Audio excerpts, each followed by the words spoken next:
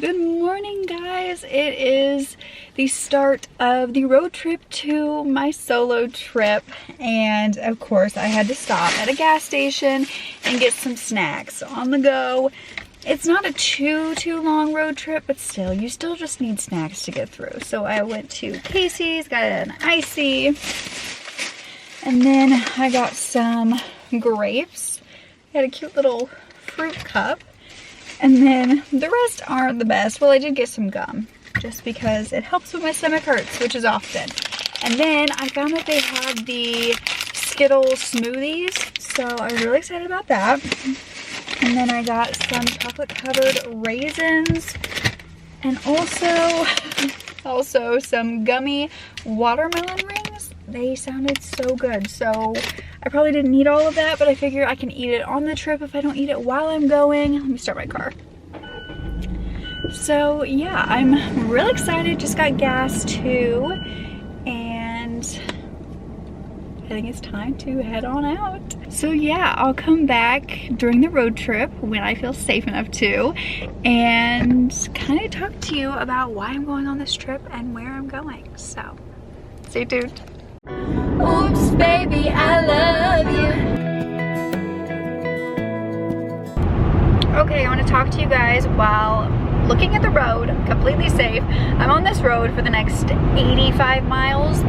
So I wanted to discuss why I am taking a solo trip, and it's something that's way out of my comfort zone. In fact, I'm a bit scared and paranoid and just very fearful of what is gonna happen and what's going on and what I'm doing, because of course, you guys know, like, I do the true crime videos, which makes you paranoid in itself. And as a woman, you kind of have to be paranoid in this life. And I know the amount of evil that is in this world, and it's terrifying.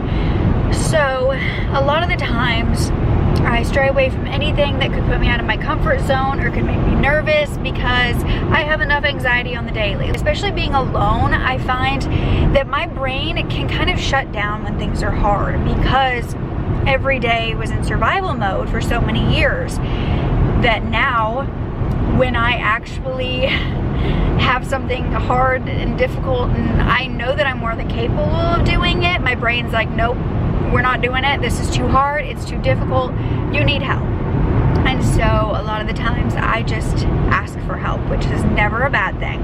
But I also need to learn how to be independent and to reteach my brain it's okay to do these hard things, and it really is gonna be okay, and I can do this. And so I personally am an independent person. You know, I live alone, don't have a boyfriend, but bigger things that you have to be independent at, that's where I struggle. So that's why I'm doing this, because I think that I am more than capable, and I need to remind myself of that.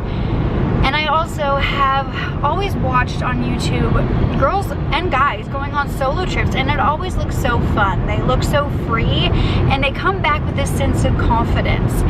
And especially Mark Ferris, I absolutely love watching him. He's constantly going to different locations and just having a really good time and exploring the world and adventuring. And that's what I want to do. I am very, very nervous. I will not lie. I'm like doing breathing exercises here in the car, but I think that it is possible. And I'm, of course, doing everything I can to be the safest that I can. But yeah, I'm very excited for how I'm going to feel after this. And of course, going to bring you guys along on the whole solo trip. So I'm going to think of it as like, I'm not really alone. You know, I have you guys. So I'm not just me, isolated with no one to help. Or 'cause I want you. No one else makes me feel this way. Don't know what you do. Hold my hand. I don't even think I told you guys that when I went to get my tire fixed for the second time, my car battery just completely shut off. Like, literally, I parked it, it was fine, and then the mechanic went out to get the car, and it would not turn on. And they were like, maybe it's a battery, maybe you need a new battery. And of course, me being the very suspicious person I am, I'm like, what did you do? Why do I suddenly need a battery when I didn't didn't when I got here, you know, and they actually said that happens a lot, that people will show up for one thing and another thing happens right then and there that they have to fix.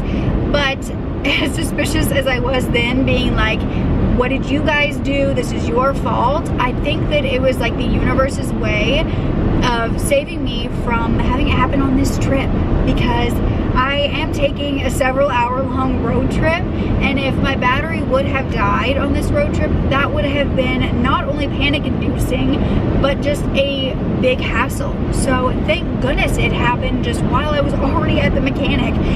So I really like to look at situations in that way. It's the only way you can really be positive, especially when you have a ton of shit happening to you and it seems like everything's going wrong. You have to look at it in the way of, this happened because another outcome would have been worse. You know, sometimes you just have to look at it that way.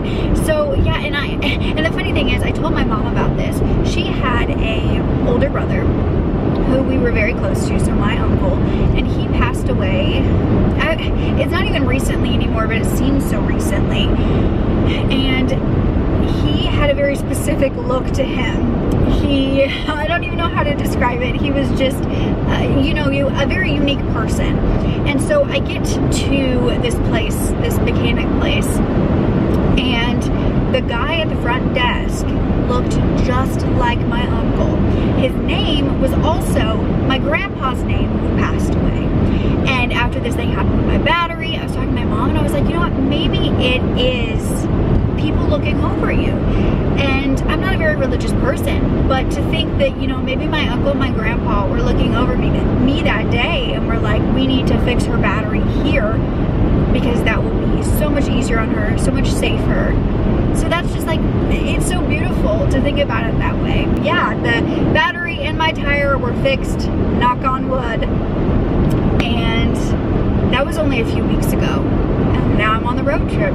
Anyways, I think I'm gonna go back to singing. We still have 2 hours, and yeah, I might come back on here and talk to you guys a little bit more in a little bit.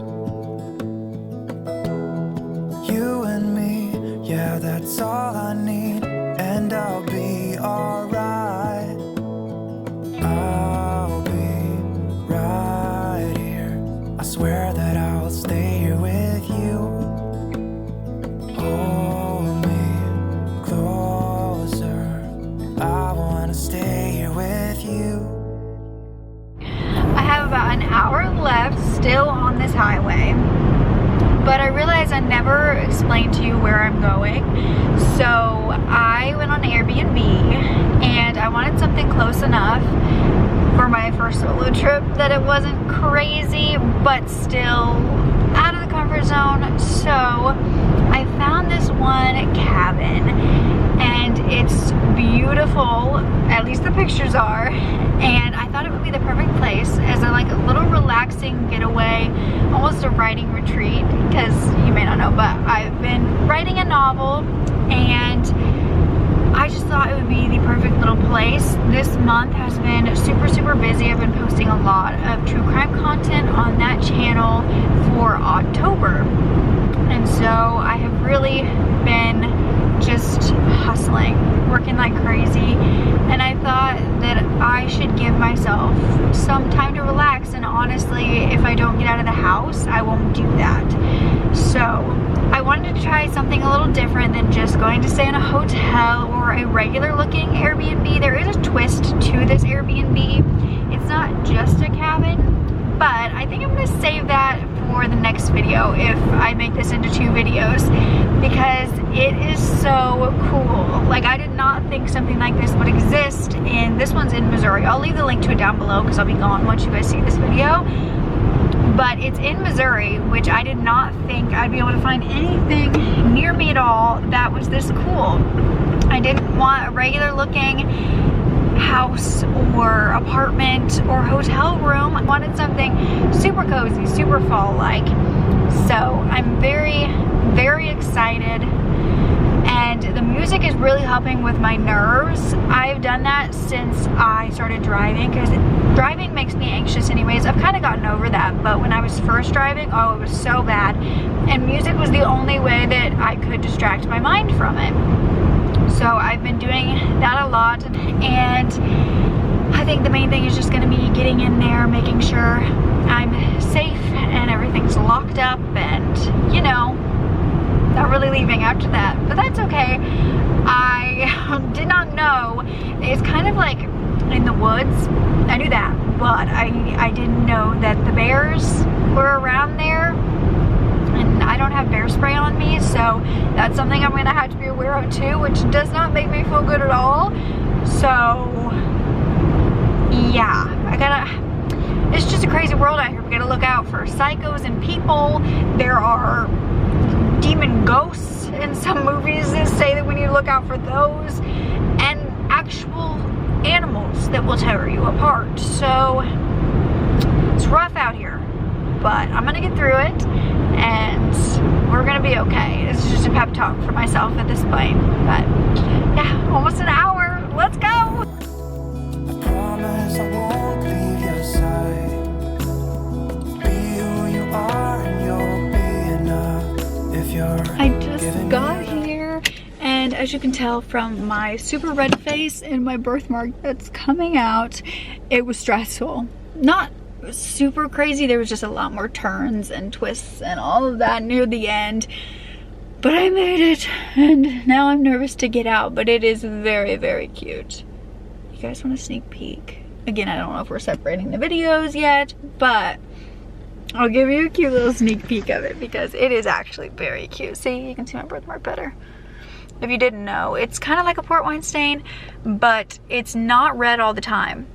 I call it like my mood ring, because you can literally tell when I'm like stressed or angry or upset. It turns red. So if you didn't know, I have a mood ring on my face. Okay, I'll show you now. Ready? Ah, it's so cute. I'll give you a tour either later or in the next video. All right, let's go in. give me all your love, give me all your love.